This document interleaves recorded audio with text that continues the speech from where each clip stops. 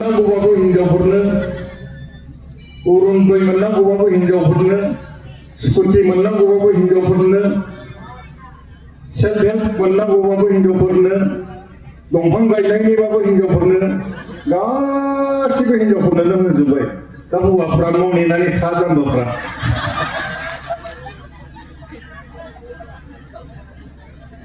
दा बिदिनो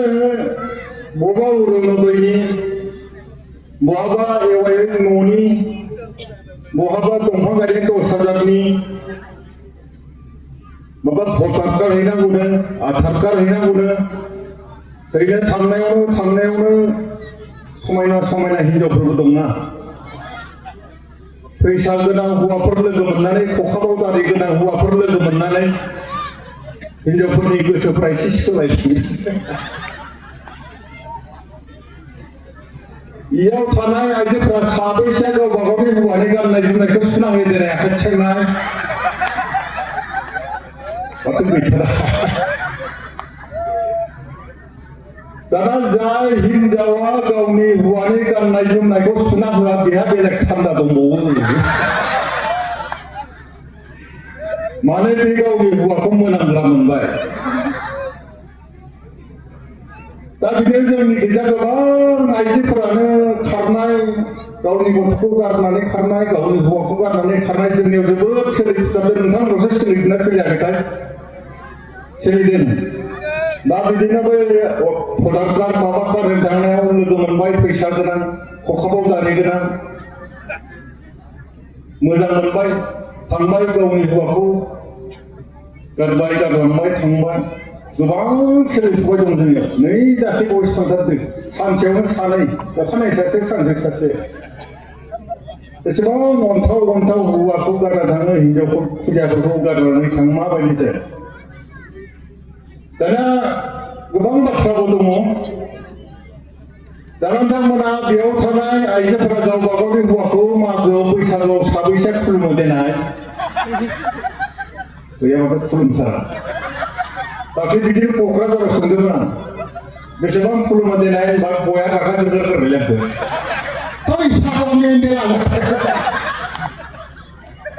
मा लेवरानो खुलुमनो जोंलाय जादों। माने खायसे हौवाफोरबो दंना सानफ्रोमबो जुमाय लोंनानै फैयो हिनजावनो मा नांगौ थाइसे फैसा होनो हाया बोथिसे मोजाङै जानो हाया गाननो जोमनो मोजां होनो हाया बे हौवाखौलाय सोर फाग्ला खुलुमबाय थांगौ। खुलुमगोन सोरबा खुलुमगोन ना नोंथांमोना? दाना जाया हौवाफोरनावबो दं सोर खुलुमबाय थागौ सानफ्रोमबो लोंनानै डिस्टार्ब होयो 12थायाव दरजा खुलिना होनांगौ लोंना जानानै सानफ्रोमबो हिनजावखौ बुबाय थादों बे हिनजावखौबो हौवाखौ खुलुमबाय थानोसै आं गावबो खुलुमनाय नङा दाया हौवाफोरनावबो दं। दा बेखायनो हौवाफोराबो एसे गोसो होनांगोन माबायदि हौवाफोरा खुलुमजानांगोन। दा खोथाया जाहैबाय जोंनि बर' आइजोफोरखौ माइनाव होननानै बुंदों। बर' आइजोफोरा जोबोद माइनाव गावनि गाननाय जोमनायखौ दानानै लानो रोंगौ गावनि जानाय लोंनायखौ संनानै जानो हायो माइ गायनो हायो गासै खामानिखौनो बर' आइजोफोरा मावनो रोंगौ बेखायनो माइनाव होननानै बुंनाय जायो। दा खोथाया जाहैबाय जों दा आइजोफोरा बेसेबां माइनाव जानानै दंबावो साबैसे बर' आइजोफोरा बेसेबां दख'ना दानो हाबावो बा दाबावो साबैसे बर' आइजोफोरा गावनि फिसायखौ सिबियो बेसेबां फालियो दिनै जोंनि गेजेराव गोबां दालाय दुलाय जानायखौ जों नुनो मोनदों। दा बेफोर जाहैबाय गोबां बाथ्रा बेखौ बुंनानै फोजोबनो हाया बेफोरखौ बुंनांगौबा गोबां सम नांगोन। जों गेजेर गेजेर एक्सुअलिफोरा सेमिनार खालामो बेफोरनि सोमोन्दै बुङो। दा गोबां बाथ्रा बुंबाय रायजो नोंथांमोन आंनियाव माबा मोनसे बुंनांगौ होननानै आं सानबावाखै। दा खोथाया जाहैबाय दिनै गवालपारायाव फैनानै गोबां बाथ्रा मिथिबाय नैबे गवालपारानि सारमोननिफ्राय गोबां बाथ्रा मिथिबाय नोंथांमोना बेसेबां खस्थ'यै दङ। खस्थ'यै थादोंब्लाबो गवालपाराया मोनसे जारिमिनारि जायगा बे जायगायाव थुनलाइनि जारिमिन दङ बे जायगायाव रावनि जारिमिन दङ बे जायगायाव हारिमुनि जारिमिन दङ बे जायगायाव जांख्रिथायारि जारिमिन दङ बे जायगायावनो गासिबो दंजोबो दा बेखायनो दिनै नोंथांमोना गावनि हारिमुखौ गाराखै दिनै नोंथांमोना गावनि राव थुनलाइखौ गाराखै गावनि जानाय लोंनायनि हारिमुखौ गाराखै जेखौ गाराखै दानि जों जानायावनो हमनो हाजोब्बाय नोंथांमोननि गाननाय जोमनाया नुजोब्बाय नोंथांमोना दिनै एसेबां खस्थ'यैब्लाबो बर' बिजोङाव फरायबाय दङ दिनै बिनि जेंनाखौ दिनै एमएलए सारनिफ्रायबो एसे बुजिनो मोनबाय नोंथांमोना बेसेबां खस्थ' जाबाय दङ दा जों खस्थ'खौ हारियानो जों जोबोद खस्थ' जाबोखानाय खस्थ'जोंनो देरबोनाय जोङो बिजि गंसे मोननांगौब्लाबो दावराव खालामनांदों बोथिसे ओंखाम मोनजानांगौ दावराव खालामनांगौ बे दावरावजोंनो जों फैबोनाय दा जियानो जा बेफोरखौ सुस्रांनांगौब्ला दहाय सारमोना बुंबोदों जों गासिबो खौसे थानांगोन गेजेर गेजेर जोङो राजखान्थियारि बेले बेजेयाव जों गावलायलायो राजखान्थियारियाव गावलायलायोब्लाबो जों जोंनि समाजनि हारिनि जेंना जेंसियाव ज' ज' जानांगोन ज' ज' खामानि मावलायनांगोन जों बेफोरखौ ज्राब गारलायनांगोन नङाब्ला जोंखौ गुबुन हारिफ्रा गादबनो नारसिननो खाबु मोनगोन दा जियानो जादों नोंथांमोन बेयाव थानाय बिमा बिफाफोरनो आं मोननैसो बाथ्राखौ दिनै बुंलांगोन दिनै नोंथांमोना मिथिगौ जाय खस्थ'खौ नोंथांमोना मोनबाय दङ गुबुन गुबुन डिस्ट्रिक्ट सनितपुर लखिमपुर धेमाजि बेयाव बिथांमोना जोबोद खस्थ' मोनबाय दं माबायदि दिनै स्टेटआ मा खालामो टेट आनजाद फाथियो टेट आनजाद फाथिनायाव गोबां नोंथांमोननि जायगायाव क'क्राझारनिफ्राय मास्टार फैयो जोंनि बाक्सानिफ्राय मास्टार फैयो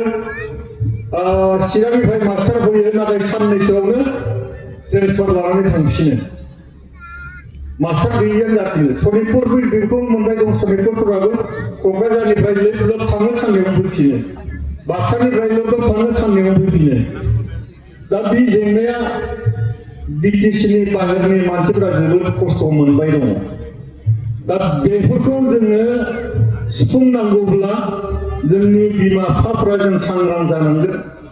जोंनि गार्जेनफोरा सांग्रां जानांगोन मानो सांग्रां जानांगोन आं बेखौ बुंनो नागिरदों दिनै नोंथांमोना मिथिगौ मोनसे सम दंमोन मेट्रिक फेलाबो मास्टार मोनदोंमोन हाई सेकेन्डारि पास जानाय मानसियानो हाई स्कुलनि मास्टार मोनदोंमोन एमइ स्कुलनि मास्टार मोनदोंमोन ग्रेजुवेट जानायानो हाई स्कुलनि मास्टार मोनदोंमोन सिम्पल एमएआनो प्रफेसर जानो मोनदोंमोन सिम्पल एमएआनो साबजेक्ट टिचार जानो मोनदोंमोन नाथाय बे दिना दिनै गैला बिमा बिफाफोरा बेखौ दिनै बुजिनांसिगोन मानो होनबा दिनै नोंथांमोना मिथिगौ बेयाव थानाय बिमा बिफाफोरा मिथिगौना मिथिया दिनै बेयाव थानाय सारमोना मिथिगौ जायफोरा बिमा बिफाफोरा खमसे खम हाई सेकेन्डारि ग्रेजुवेट बिथांमोना बाथ्राखौ मिथिनो हागौ नाथाय जायफोरा मिथिथारा बिथांमोननिफ्रायसो आं बाथ्राखौ बुंनो नागिरदों मिथिखागौब्लाबो बुंनो नागिरदों दिनै नोंथांमोना मिथिगौ गंसे प्राइमारिनि बा गुदि फरायसालिनि मास्टार जानो थाखाय जोंनो सोलोंथाइ बेसेबां नांगोन मा नांगोन मास्टार जानो प्राइमारिनि मास्टार जानो प्राइमारि मास्टार जानोनो दिनैनि दिनाव दिनै नोंथांमोना मिथिगौ बाथ्राखौ बारस'फिनबाय दिनै प्राइमारिखौ एमइजों एमालगेमेसन खालामबाय एमइखौ हाई स्कुलजों एमालगेमेसन खालामबाय हाई स्कुलखौ हाई सेकेन्डारिजों एमालगेमेसन खालामबाय दा बिदि स्टेप स्टेप एमालगेमेसन खालामनाय लोगो लोगोनो मास्टारनि रोंगौथिया गोजौनि सायाव गोजौ जानानै फैबाय दिनै नोंथांमोना मिथिगौ गंसे प्राइमारिनि मास्टार जानांगौब्लाबो बिए पास जाथारनांसिगौ दिनै बिए पास जायाबानो जाला दाना बिए पास जानानैल' जाला जोंनो मा नांगोन डिलेट नांबाय दा जानाय बेयाव थानाय बिमा बिफाफोरा डिलेट होननायखौ साबैसे मिथिगौ डिलेट होननायखौ मिथिगौ ना रायजो नोंथांमोना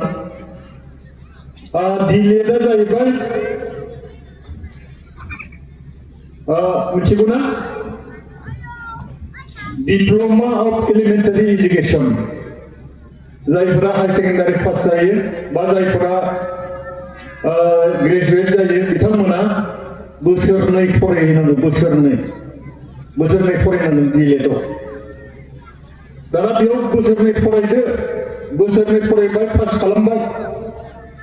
दाना जों टेट पास खालामनांसिगोन टेट एग्जामनि टेटनि थाखाय गभर्नमेन्टआ फोसावो बेखौ पास खालामदो प्राइमारिनि मास्टार जादो दाना एमइ स्कुलनि मास्टार नांगौ जोंनो एमइ स्कुलनि मास्टार जानांगौआव दिनै जोंनो मा नांबाय ग्रेजुवेट जानांबाय ग्रेजुवेट जानांगौ मोनला मा नांबाय बेयावबो डिएलएड नांबाय डिएलएड फरायनो नांबाय बोसोरनै डिएलएड फरायनांबाय डिएलएडखौ पास खालामनायनि उनाव टेट पास खालामदो टेट पास खालामनायनि उनाव एमइ स्कुलनि मास्टार जादो हाई स्कुलनि फैबाय दाना हाई स्कुलनि बा जोंनो मा नांसिगोन हाई स्कुलनि मास्टार जानो दिनैनि दिनाव जाय स्कुलफोरा सिंगल हाई स्कुलल' बेयाव दिनैसिमबो ग्रेजुवेटआ जाथ'यो नाथाय जायफोर हाई सेकेन्डारि जेरावहाय हाई स्कुलबो दंखायो बेयाव दिनै नोङो एमए पास जायाबा जाया एमए पास खालामनांगोन एमए पास खालामबाल' जानाय नङा नों मा खालामनांगोन बिएडखौ लाथारनांगोन दा बेयाव थानाय बिमा बिफाफ्राबा बिएडखौ मिथिगोना मिथिया मा बिएड माने मा बेचेलर अफ एजुकेशन बेयावबो बोसोरसे फरायनांगोन बेयाव बोसोरनै फरायनांगोन दिनैनि दिनाव दाना एमएखौ पास खालामदो बिएडखौ पास खालामदो टेट जुदि एग्जाम जायोबा टेट लिरदो पास खालामदो दाना पास खालामबाल' जाला बेयावबो गोबां बाथ्रा दं दानिया प्रफेसार जानोसै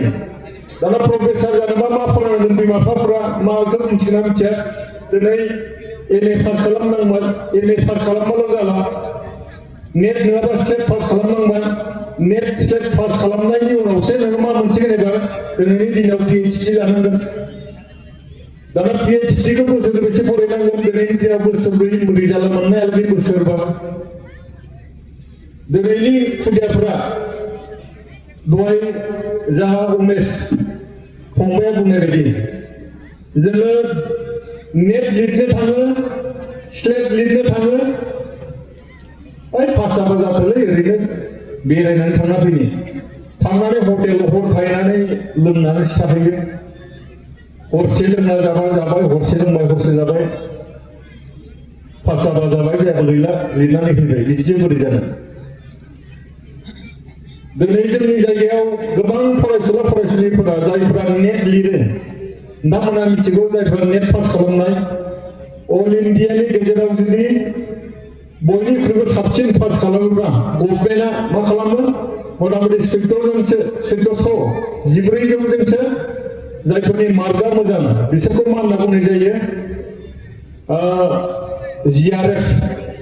जिआरएफ नांनाय होनना बुङो जायफोरा आर्ट्सआव